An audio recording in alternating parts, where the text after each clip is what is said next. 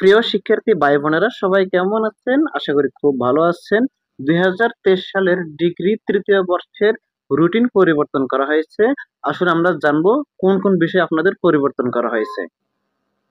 নোটিশটা হলো 2023 সালের ডিগ্রি পাস ও সার্টিফিকেট কোর্স তৃতীয় বর্ষ পরীক্ষার তারিখ পরিবর্তন সংক্রান্ত বিজ্ঞপ্তি।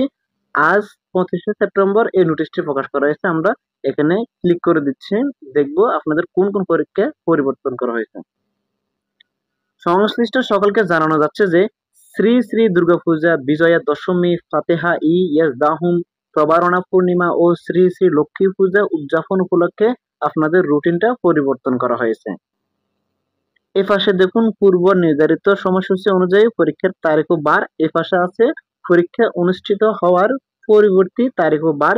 আপনাদের 8-10-2025 বুধবার যে পরীক্ষাটা নেওয়ার কথা, অর্থনীতি, উদ্ভিদ বিজ্ঞান, অ্যাপ্লাইড হোম ইকোনমিক্স, এটা আপনার 26-10-2025 রবিবার নেওয়া হবে।